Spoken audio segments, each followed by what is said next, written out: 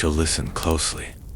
When darkness wraps the world and dreams begin to stir, you've arrived at the right place. Welcome to Between Dreams and Shadows, the sanctuary of stories that live between sleep and the unknown. Here, every tale is more than a story. It's a portal to hidden worlds, forgotten secrets, whispers from beyond, and shadows that speak as your eyes begin to close. If you're drawn to mysteries, haunting legends, and stories that send shivers down your spine, this channel is your new nighttime ritual. Before we begin, I invite you to become part of this growing nightbound community. Subscribe now and turn on the notification bell so you never miss a tale. New stories drop regularly, always under the veil of night. Like this video if you enjoy that chill before sleep. It helps this channel grow and lets me bring you deeper, darker stories. Drop a comment below. Have you ever had a strange dream or felt something watching in the dark? Your experience might inspire the next tale now. Take a deep breath, turn off the lights, leave the world behind, and get ready to drift between dreams and shadows, setting the atmosphere. I never believed in the supernatural. My life was ordinary, boring even, until the night something shifted subtly, but irrevocably. It was close to midnight when I arrived at my late uncle's house, a modest, two-story home left to me in his will. Isolated, sitting at the edge of a forgotten forest, it stood under a sky smothered by heavy clouds, denying me even the comfort of moonlight. As I stepped inside, the air felt heavier than it should have been. The kind of air that presses against your chest but doesn't explain why. The house was still, uncomfortably still. Only the faint creaks of settling wood broke the silence, but even those felt wrong. The living room smelled of dust and something else, something metallic, sharp, like old blood, left to dry beneath the floorboards. I couldn't tell if it was real or just my imagination, bending to the unsettling quiet. Every framed photo faced inward toward the walls, dozens of them, as if whoever lived here had grown terrified of their own memories. I felt the distinct sensation of being observed, not from a window, not from behind me, but from somewhere else, somewhere I couldn't pinpoint. It wasn't a presence I could see, but it was there, thick in the air, lingering, waiting. I told myself it was just fatigue, nerves, or the eerie atmosphere of an old house left empty for too long. I wanted to believe that, truly. But deep down, something else whispered. A wordless warning tangled in the pit of my stomach. Something was wrong here, and it knew I was here. The first signs of disturbance, I tried to ignore it. I truly did. I told myself that unpacking and settling in would distract me, that reason would crush the creeping dread gnawing at my spine. But reason didn't stand a chance. It started with something subtle. As I placed a box down in the hallway, I heard the soft scrape of something sliding like wood against wood. I spun around. Nothing. The chair in the corner sat exactly where it had been. Or had it? I walked into the kitchen.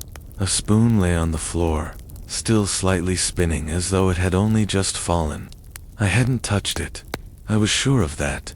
Then the shadows started misbehaving. At first, I thought it was the wind outside, bending tree branches against the windows. But no. The shadows in this house didn't respond to light the way they should have. In the far corner of the living room, one shadow stretched longer than it should, stretching toward the ceiling, in defiance of the small table lamp, casting it. I blinked, and it snapped back to normal. My heartbeat pulsed in my ears. I paced through the hallway to the staircase, trying to convince myself I was imagining things, until I noticed it. The framed photos I had earlier seen turned to face. The walls, one of them wasn't anymore. It now stared directly at me. A black and white portrait of my uncle, his eyes hollow, mouth slack, but curled ever so slightly, like he knew something I didn't. The air grew colder. Not like a draft, but like walking into a refrigerator. I whispered to myself, it's just an old house. Old houses do this. But my reflection in the hallway mirror disagreed. For a moment, just a split second, my reflection lagged behind, as though it waited, and then caught up. A shudder ran through me. This wasn't imagination. This was something else, and it was only just beginning. The sound, that shouldn't existed, began as a low hum. Not the kind of mechanical hum you expect from faulty wiring or distant appliances. This was deeper, organic, resonant, in a way that made the bones beneath my skin ache. It pulsed from somewhere within the walls, a vibration that seemed to crawl between the beams, traveling not through air, but through something older, something beneath. I stood frozen at the bottom of the staircase, straining to locate it. The hum shifted, rising, falling, like. Breathing, then came the whisper, faint, distant, impossible, a voice so thin it was barely more than wind, brushing past my ear, yet unmistakably formed into words I could not unhear. You shouldn't be here, ... My blood turned to ice. I spun, scanning every dark corner, every doorway. Nothing. No one. Just empty rooms and creeping shadows. I backed into the kitchen, gripping the countertop, trying to steady my breath. But then another sound, a soft, deliberate tapping, tap, not random, not accidental. It came from beneath the floorboards, right under where I stood, slow, rhythmic, as if someone or something was knocking from inside the house itself. I crouched, pressing my ear to the floor, and that's when I heard it clearer, muffled, distant, a voice, speaking, not to me, but to something else, conversing. The words were warped, almost liquid, slipping in and out of meaning.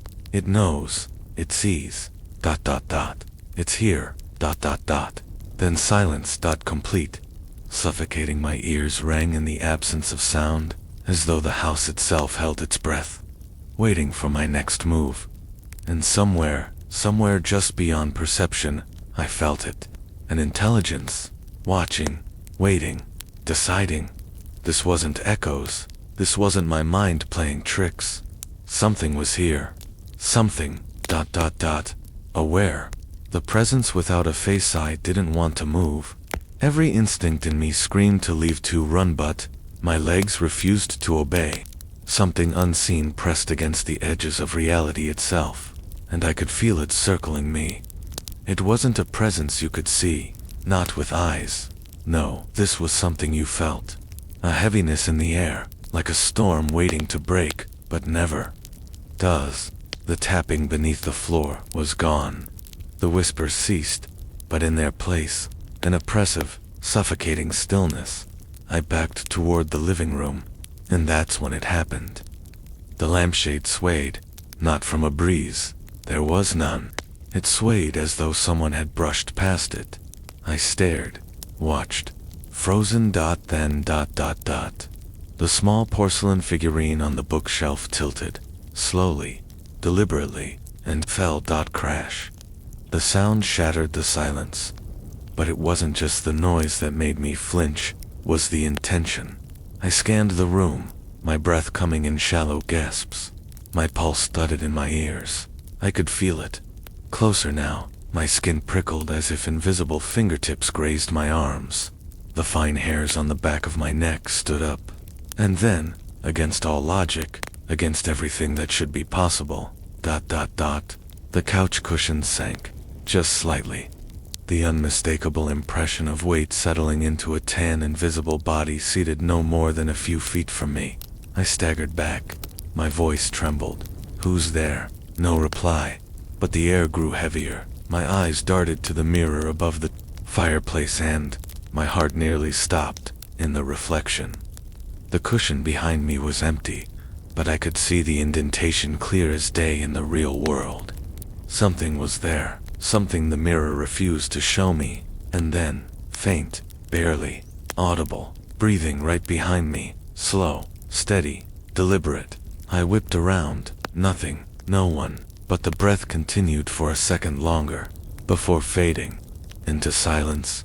I was no longer alone, and whatever it was, It did not intend to remain hidden much longer.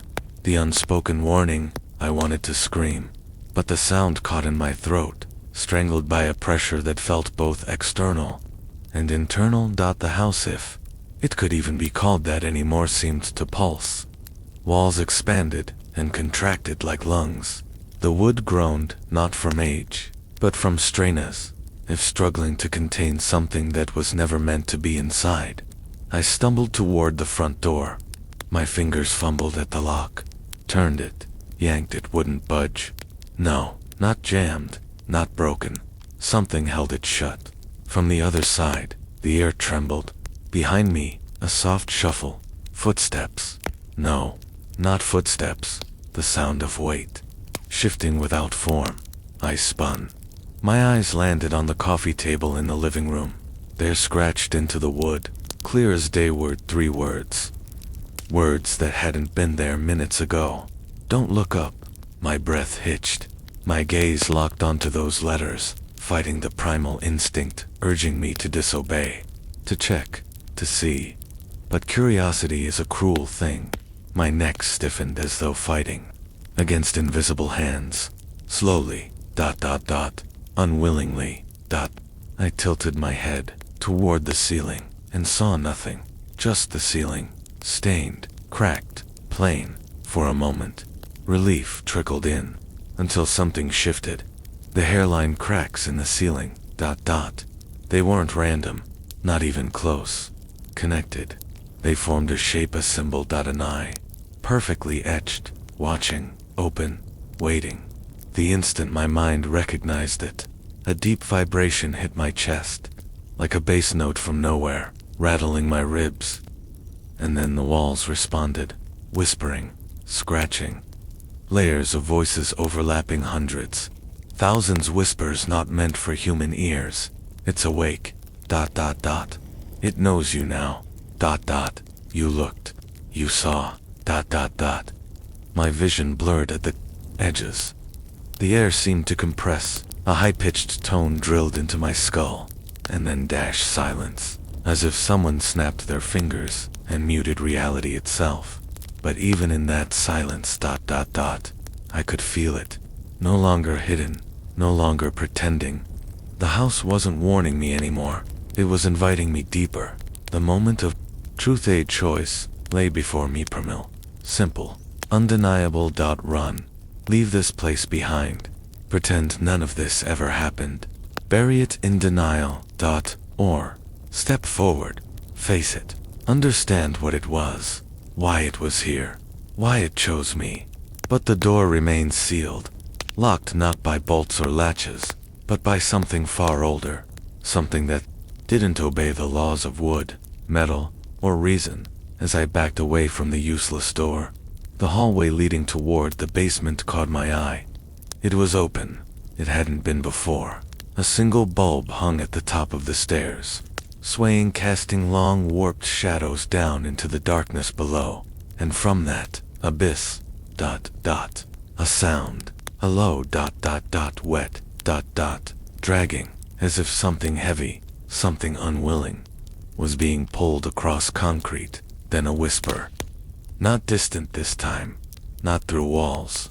It was behind me, right behind me. You shouldn't have seen it. Cold breath skimmed the back of my neck. I spun, nothing.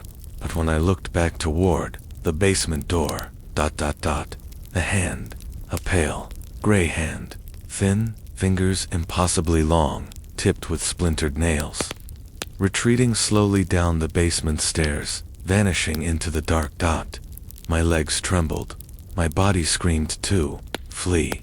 But something else, something far deeper, pulled me forward. Not curiosity anymore. Not even fear. It was as if the house itself had woven its threads into me. As though by seeing what I shouldn't, I had unknowingly agreed to continue. I stepped toward the stairs.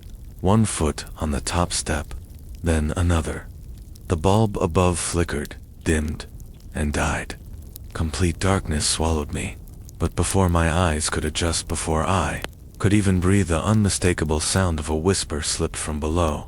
Not directed at me this time, but spoken to something else. It's coming, ... And whatever it was waiting. The inevitability of darkness, the first step down, felt like crossing a threshold I was never meant to cross.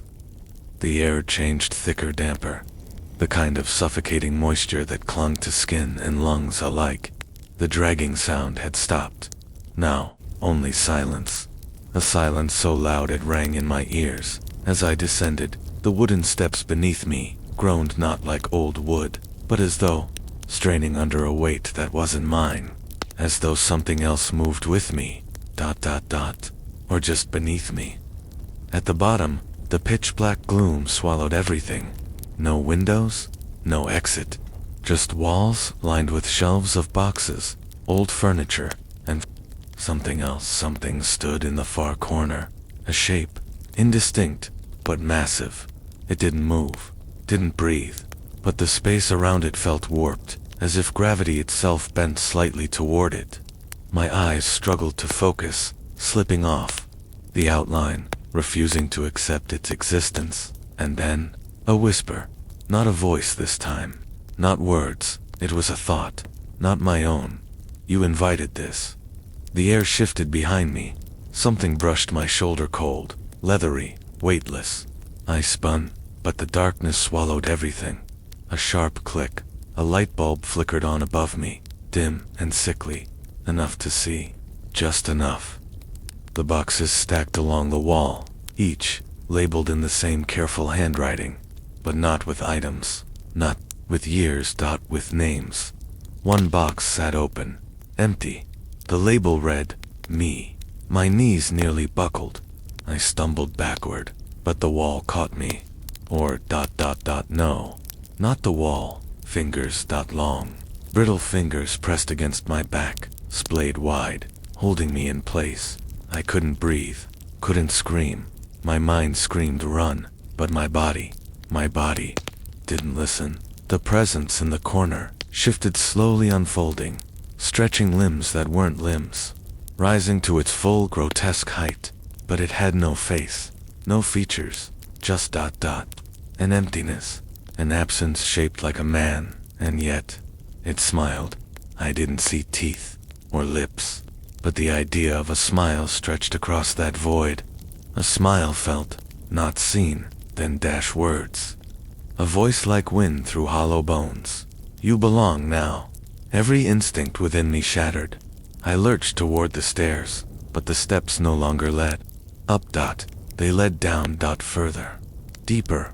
There was no going back. Not anymore. The fear that stays. I ran, or I thought I was running, but every step forward felt wrong, disconnected, as if the space itself stretched and folded beneath me, like walking on something that wasn't entirely solid or real. The staircase that once led to the ground floor now spiraled downward into a suffocating blackness that deepened with every step. There were no walls, no ceiling, no floor, just ... void. A void that smelled of wet earth, decaying wood, and something bitter, something alive. And then, without warning, the steps ended. I fell stumbling into a room that shouldn't exist. It was my living room, perfect, intact, everything exactly as it had been when I first arrived that night, except every framed photo on the walls had changed, no longer blank, no longer turned inward. They were all facing outward now, but the faces weren't of my uncle. They were of me, hundreds of copies. Me, ... standing me, ... sitting me, ... asleep me, staring directly into the camera, into whoever had taken these photos. Some were moments from my childhood, others from tonight. Images that showed me in this very house, in this very moment. I backed away, trembling. My throat tightened, my chest convulsed with shallow, panicked breaths. But the worst was yet to come. In the center of the room, a new photograph, large, framed in black, hung exactly where the mirror once was. It showed me, right now, standing, exactly where I stood. Behind me, ...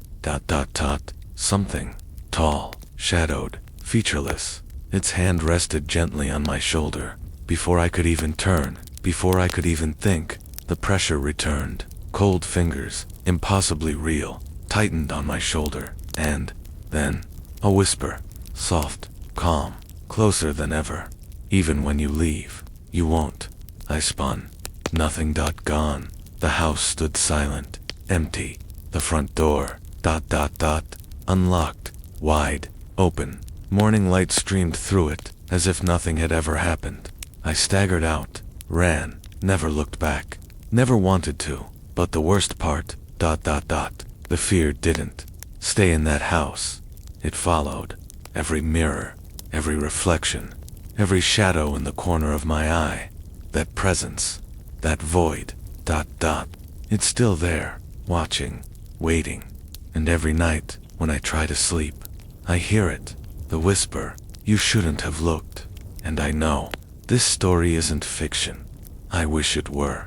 Could you sleep after hearing this? What do you think really happened? Let me know your thoughts in the comments and, if you dare, explore another tale before bed. But remember, not everything stays inside the story. Some things, follow.